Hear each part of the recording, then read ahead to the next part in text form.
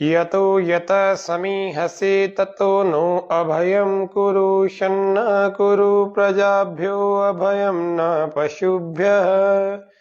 ओम। सभी को नमस्ते, सभी का हार्दिक स्वागत और अभिनंदन है। आज के इस कार्यक्रम में स्वामी न्यूज अजमेर के सभी दर्शकों श्रोताओं को मैं निवेदन कर दूं कि आज से हम प्रारंभिक योगाभ्यासी लोग जो नए योगाभ्यास शुरू करना चाहते हैं ऐसे लोगों के लिए हम आज से इस सत्र को देंगे। बहुत सारे दर्शकों के यहाँ इसमें संदेश आते हैं, मैसेजेस, कमेंट्स आते हैं कि नए जो लोग शुरू करना चाहते हैं ऐसे लोगों के लिए भी उपयोगी सत्रों को रखें।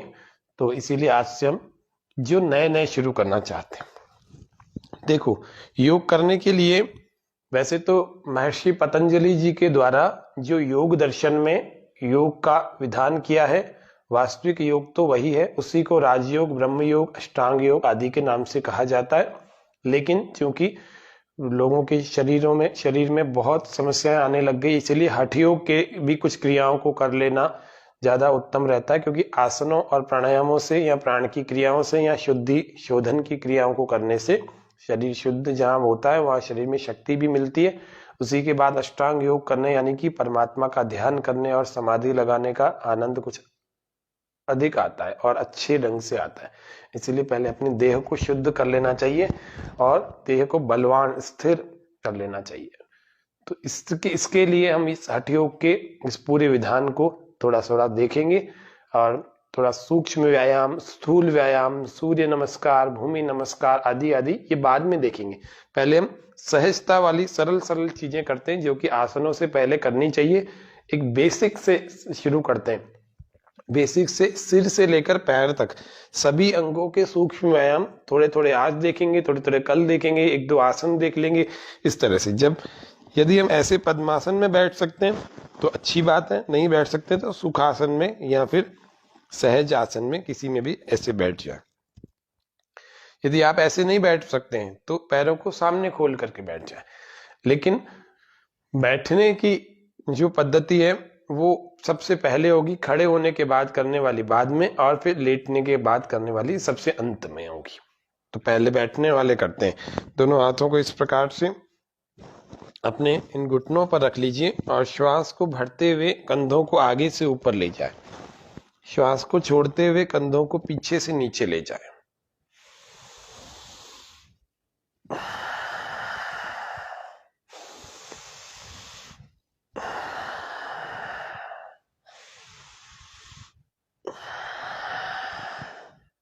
ऐसे 3 बार विपरीत चलाएं। विपरीत मतलब एंटी क्लॉकवाइज। पीछे से ऊपर श्वास भरते हुए और आगे से नीचे श्वास छोड़ते हुए।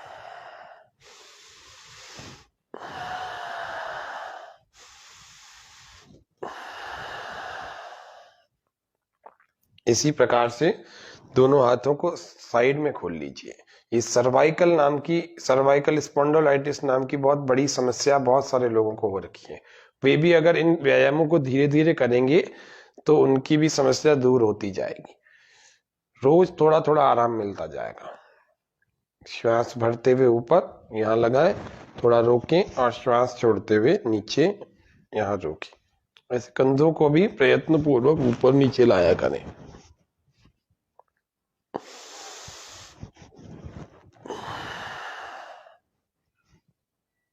ऐसे चले, ऐसे चलाएं सामने की ओर।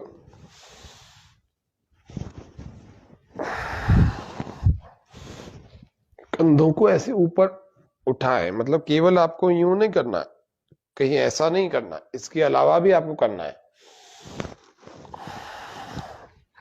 कंधों को भी हर बार नीचे उतारें प्रयत्न पूर्वक। ऐसे कोहनियों को आपस में मिलाएं, हाथों को यहाँ रखें और धीरे धीरे इसको ऊपर ले जाएं और इसको नीचे से पीछे ले। ऐसे इसको ऊपर से पीछे ले जाने की कोशिश करें, इसको नीचे से पीछे ले जाने की कोशिश करें। श्वास छोड़ते हुए वापस आ जाए। ऐसे श्वास भरे वापस करें और श्वास छोड़ते हुए वापस आ जाए। 3 गोल्डन रूल्स को फॉलो करते रहे। 3 गोल्डन रूल्स कौन कौन से? प्रत्येक क्रिया को फुल मूवमेंट के साथ परफेक्टली करें, जल्दबाजी ना करें, स्लोली स्लोली करें। देखो कितना स्लोली स्लोली कर रहे हैं, तभी जाकर के पूरा मूवमेंट हो पा रहा है।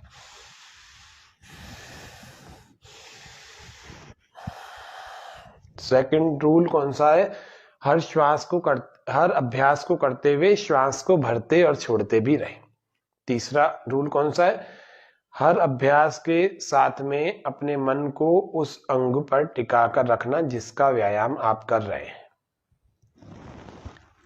देखो अगला अभ्यास, दोनों हाथों को ऐसे रखें, कोहनियां मिला के रखें, श्वास भरते हुए धीरे धीरे ऐसे कानों से स्पर्श कराते हुए ऐसे धीरे धीरे पीछे ले जाएं, फिर श्वास छोड़ते हुए वापस आए तो कोहनियां आपस में मिलाते हुए श्वास भरते हुए पीछे ले जाएं और श्वास छोड़ते हुए आगे लाएं।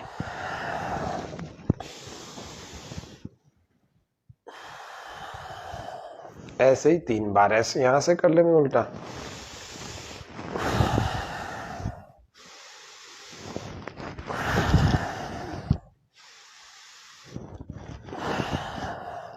इतना इतना सा हो जाए, फिर थोड़ा सा ट्विस्टिंग करते हैं, घुमाने का काम करते हैं, खींचने का काम करते हैं। तो खींचने के लिए दोनों हाथों को ऐसे पहले खींचते हैं, स्ट्रेचिंग फिर ट्विस्टिंग। हाँ चलेंगे, दोनों हाथों को ऐसे फंसा दीजिए और फंसाने के बाद ऐसे श्वास पूरा भरे और गर्दन सीधी और इनको कंधों से खींचते रहे लगातार दोनों हाथों को। श्वास छोड़ते हुए वापस ले आए, फिर से श्वास भरे,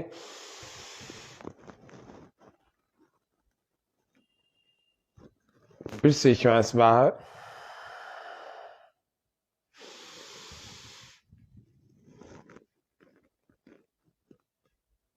फिर से श्वास बाहर। ऐसा अभ्यास एक। दूसरा अभ्यास, गर्दन का श्वास भरते हुए गर्दन को पीछे ले जाए,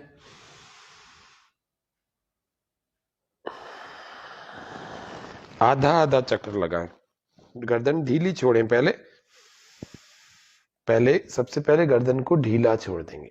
आंखें वे लोग बंद ना करें जिनको चक्कर आते हैं। श्वास भरते हुए स्लोली स्लोली धीरे धीरे ले जाकर अर्ध चक्र के साथ वहीं रोक देंगे, फिर श्वास छोड़ते हुए धीरे धीरे वापस आ जाए।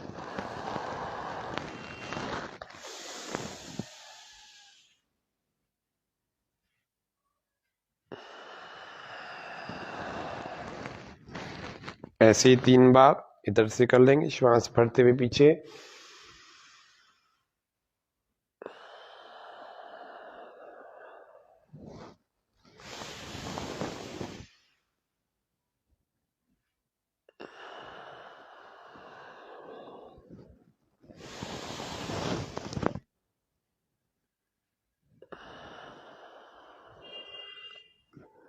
इतना इतना तो प्रारंभिक लोगों को पहले दिन दूसरे दिन करना चाहिए। इससे धीरे धीरे आगे बढ़ाते हुए हम कल फिर और बताएंगे, परसों फिर बताएंगे। अब हम करते हैं बैठ करके कुछ करने वाले आसनों को कैसे करना। वज्रासन के ऐसे घुटनों के बल ऐसे लेट बैठने का प्रयास करिए और फिर इसी के बल ऐसे उठिए। अजमेर के जो मेरे मित्र देख रहे हैं सारे, आप देख पा रहे होंगे नई जो चौपाटी हमारे अजमेर में बनी हुई है वो कौन सी है? मित्तल अस्पताल के सामने। आज हम उसी उद्यान में इस योगाभ्यास को कर रहे हैं। थोड़े से फासले से रखें दोनों पैरों को और दोनों हाथों को इस प्रकार से रखें, एक के ऊपर दूसरा। श्वास पूरा भरें,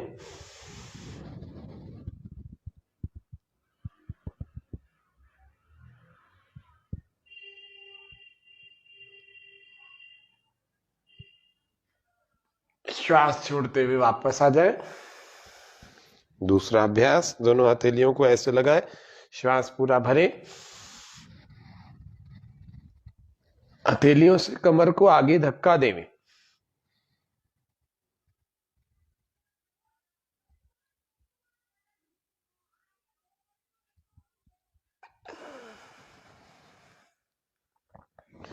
तीसरा अभ्यास इसी का पूरक, इसी का उप आसन, इसी का काउंटर पोज। श्वास पूरा भरते हुए हाथों को ऐसे ऊपर ले जाए, श्वास पूरा बाहर, आगे ऐसे लगाए। जिनको कमर में दर्द हो वे लोग कभी भी आगे झुकने वाले अभ्यास नहीं करना, पहले कमर दर्द को ठीक करने के आसनों को देखेंगे आगे। और जिनको हर्निया हो वे लोग पीछे झुकने वाले, पीछे मुड़ने वाले अभ्यासों को नहीं करना। ये सावधानी के रूप में बता दिया। कंप्लीट फिटनेस के लिए योग जरूरी है और बहुत आवश्यक है। योग को नियमित रूप से अभ्यास करने वाले लोग बीमार नहीं पड़ते हैं, बीमार कम पड़ते हैं। और बाकी आहार विहार आदि सबको ध्यान रखने वाला व्यक्ति अपने आप फिट बना रहता है। दोनों घुटनों में फासला रखिए और दोनों हाथों को, ये दूसरा अभ्यास बता रहे हैं। पहले वाले में तो हाथों को श्वास भरते हुए ऊपर ले गए थे और श्वास बाहर छोड़ करके आगे लगाया था, माथा भी यहाँ लगाया था, शरीर ढीला छोड़ दिया था, श्वास से सामान्य रखी थी और थोड़ी देर आराम किया था। एड़ियां नितंबों को छूती हुई हैं, नितंब एड़ियों को छूते ऐसे रखा था, थोड़ी देर आराम करके फिर श्वास भरते हुए वापस आ गए।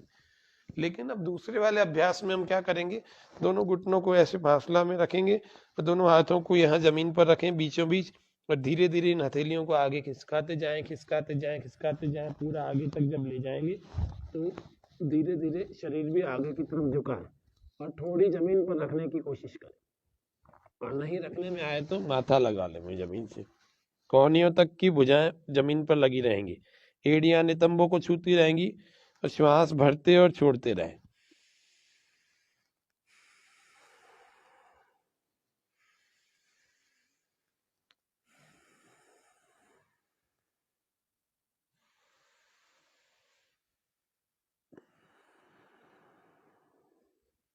इसी प्रकार से श्वास भरते हुए वापस भी आ जाए।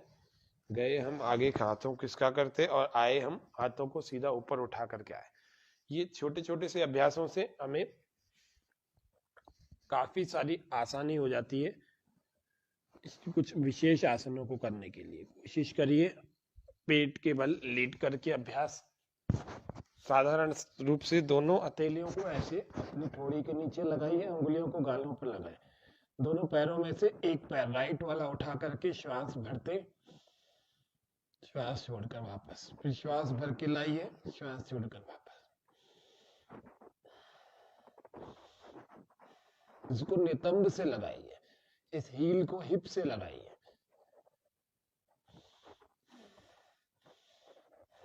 जब तक एक को ले जाकर वापस नीचे ना छोड़ा जाए तब तक दूसरे को ना उठाया जाए। ये कुछ लोग गलत करते हैं, यूं करते हैं, बिल्कुल गलत है। सही कैसे करना है, एक को श्वास भर के ऊपर उठाना, श्वास छोड़ते हुए वापस ले जाना।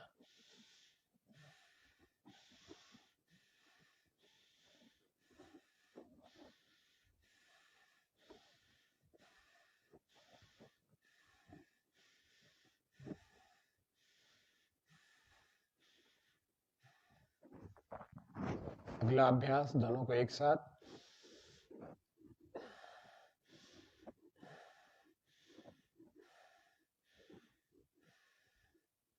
अगला अभ्यास दोनों को घुमाए।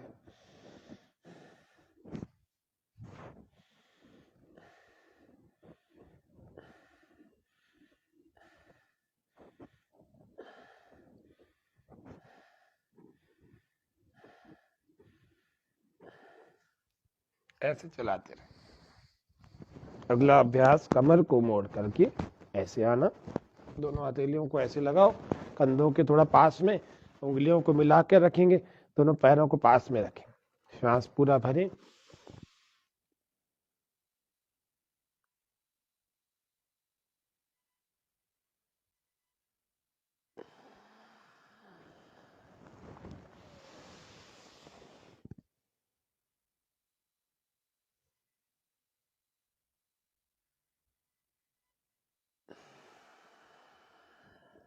देखने से आप समझ गए होंगे, फिर भी बताता हूं कैसे करते हैं इसको। श्वास पूरा भर के अंदर रोक कर रखते हैं और दोनों हथेलियों को जमीन की तरफ धक्का देते हैं और नाभि तक के शरीर को ऊपर उठा लेते हैं। थोड़ी देर रोक कर रखते हैं, गर्दन को ढीला रखते हैं।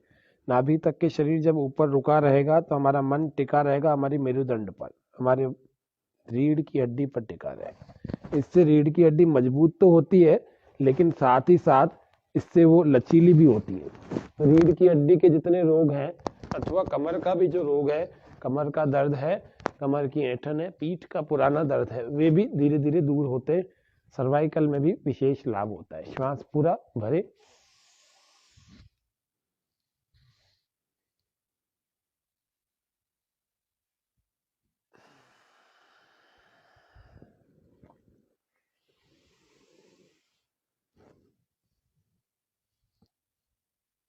सभी प्रारंभिक साधकों के लिए यह योग का आज का सत्र।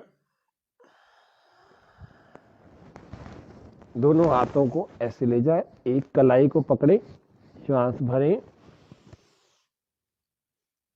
उठाएं, थोड़ा खींचे, केवल आगे के शरीर को ऊपर उठाना, नीचे के पीछे के शरीर को नहीं उठाना। ठीक है, ऊपर के शरीर को यानी अपर पार्ट को, श्वास पूरा भर के। अब दूसरी कलाई को मैंने पकड़ लिया,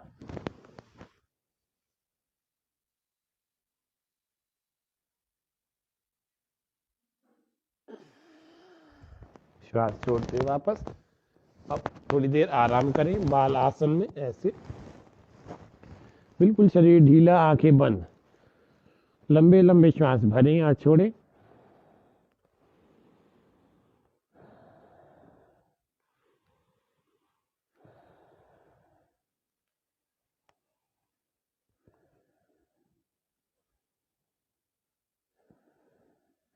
इसी को दूसरी करवट से भी ऐसे आराम से बालासन में आराम करें, विश्राम करें, विराम शिथिलीकरण होता है। अब करवट लेकर के हमें ऐसे लेट जाना चाहिए पीठ के बल। जब पीठ के बल हम थक जाएंगे तो हमें शवासन में आराम करना चाहिए, और पीठ के बल जब हम थक जाते हैं तो हमें बालासन में बैठ करके जब थक जाते हैं तो शिथिल दंडासन अथवा हमें शशक आसन में आराम करना चाहिए। वो आगे हम देखते रहेंगे धीरे धीरे। आज तो प्रारंभिक साधक है, इतनी बड़ी बातें एकदम से नहीं समझ में आएंगी। दोनों पैरों को पास में रखें और दोनों हाथों को ऐसे जंघों के ठीक पास में जमीन पर, हथेलियां जमीन को सटाती हुई रखें। श्वास पूरा भरे, पंजों को खींचे और ऊपर उठाएं। 30 डिग्री अथवा 45 डिग्री तक पैरों को उठा करके रोक कर रखें। आपको और मैं पास में करके दिखाता हूं, आपको केवल मेरे पैर ही दिखेंगे। श्वास पूरा भरें, फिर उठाएं, अंदर श्वास रोक कर रखें, पेट पर, नाभि पर अपने मन को टिका कर रखें। किसी के कमर में दर्द है अथवा थोड़े से खींचने से या थोड़ा सा उठाने से कमर में दर्द होता है, तो फिर क्या करना, ऐसे कमर के नीचे ऐसे दोनों हथेलियों को लगा लेना और फिर उठाना।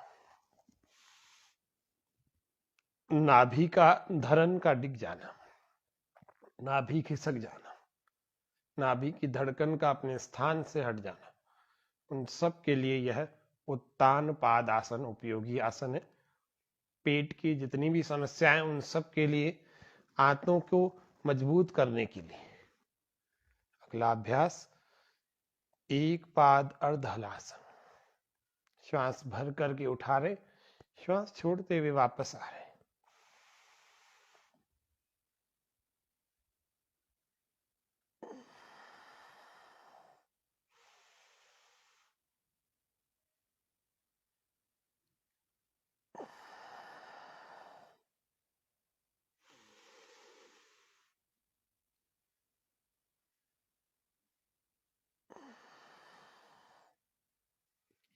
एक क्रिया और करना।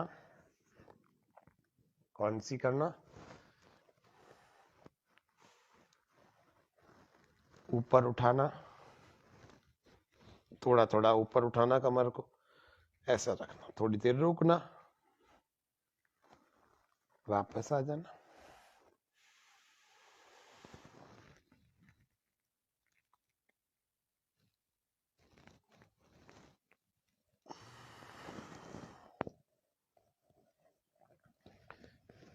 साइड में एक बार उठ करके एक बार और एक क्रिया देखिए, ऐसे पैरों को मोड़ लेंगे, दोनों हाथों को इस प्रकार से रखें, श्वास बाहर और घुटने एक तरफ झुका दें, गर्दन दूसरी ओर, श्वास भरते हुए वापस आ जाए, फिर से श्वास बाहर, दूसरी तरफ एक घुटनों को झुका दीजिए ऐसे, दूसरी ओर, गर्दन दूसरी ओर, श्वास बाहर, मन को कमर पर टिका दीजिए, आंखें प्रयत्न पूर्वक बंद कर सकते हैं। इसी को दोनों पैरों में फासला, एक पैर, एक घुटने को दूसरे पैर पर, दूसरे घुटने को जमीन पर, गर्दन दूसरी ओर, श्वास बाहर। ऐसे ही आपको दूसरी ओर भी इसी को दोहराना है, श्वास बाहर,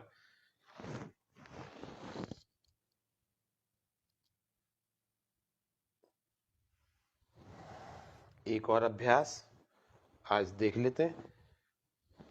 दोनों पैरों को इस प्रकार से रखें पास में, बहुत ना तो दूर रखना और ना ही बहुत पास में रखना, बीचों बीच थोड़ा सा गैप होना चाहिए।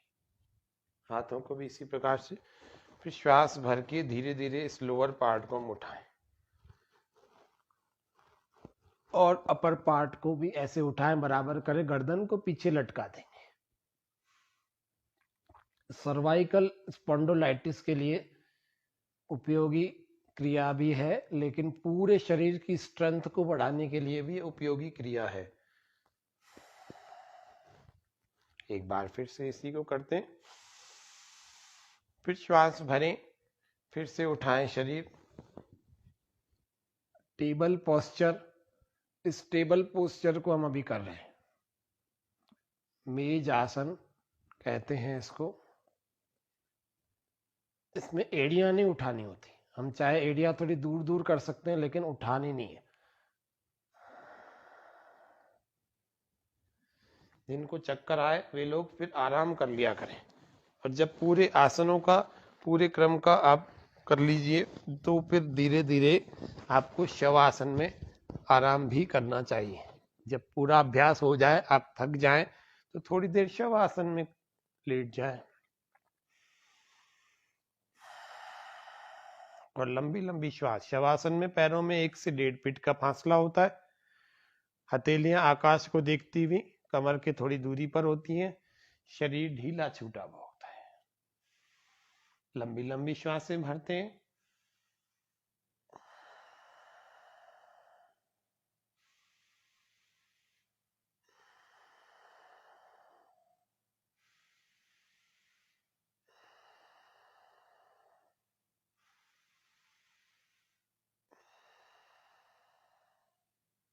पूरा शरीर ढीला छोड़ देंगे।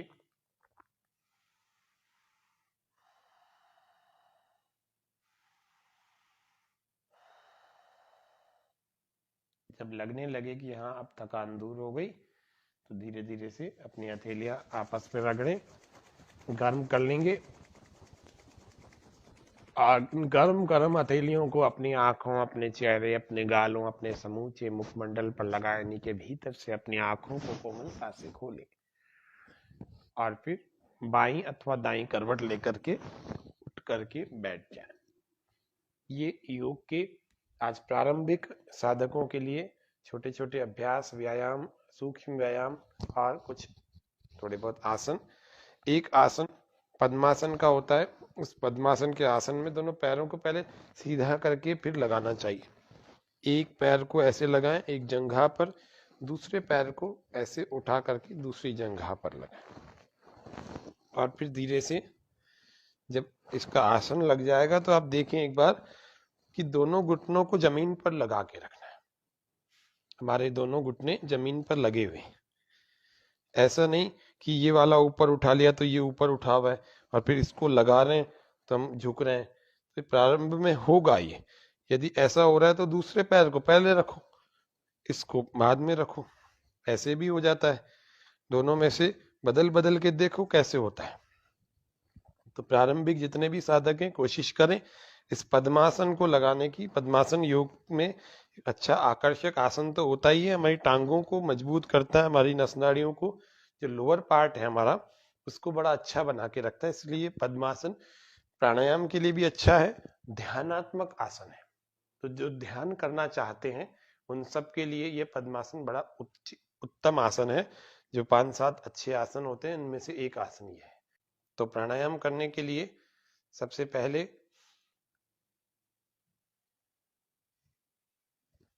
दोनों हाथों को ऐसे उंगली अंगूठे के अंतिम हिस्से ऊपर के सबसे ऊपर के हिस्से को ऐसे मिलाकर रखेंगे और घुटनों पर रखेंगे और कोमलता से आंखों को बंद कर लेंगे और श्वास को धीरे धीरे भरना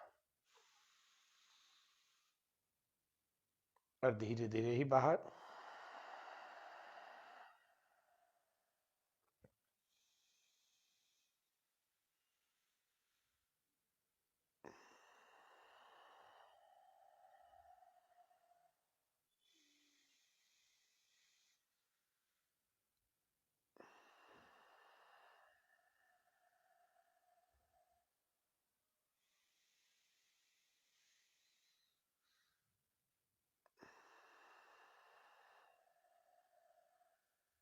प्रसन्नता के साथ, खुशी के साथ, आनंद के साथ हर अभ्यास को करना, सुख पूर्वक करना। 10 बार सांसें पूरी पूरी गहरी गहरी भर ली जाए।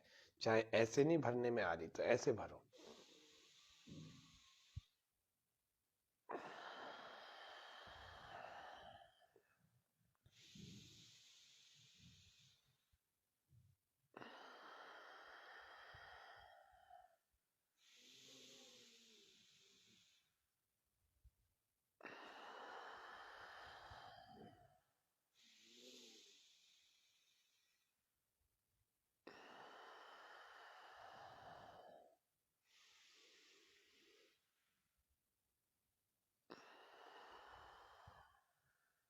तो आज पहले दिन के लिए इतना पर्याप्त है। इतने में ही पहले दिन के नए नए जो योग साधक हैं वे थक जाएंगे, इसीलिए इतना करें। उसके बाद परमात्मा की प्रार्थना, परमात्मा की उपासना अथवा परमात्मा का धन्यवाद करने के लिए हाथों को जोड़ करके शांति पाठ करें। ओम शांति शांति शांति सर्वेभ्यो नमः। तो आप सभी दर्शकों को, सभी श्रोताओं को आज हमने प्रारंभिक योगाभ्यास के इस सत्र को हमने दिया। आप सब लोग इससे लाभ उठाएं। निश्चित रूप से योग करेंगे तो हमारे शरीर में बल होगा, मानसिक बल होगा, बौद्धिक बल होगा और आत्मिक बल भी होगा। तो आप सब लोग करें योग, रहें निरोग। जय अजमेर, निरोगी अजमेर। जय राजस्थान, निरोगी राजस्थान। जय हिंद, जय भारत।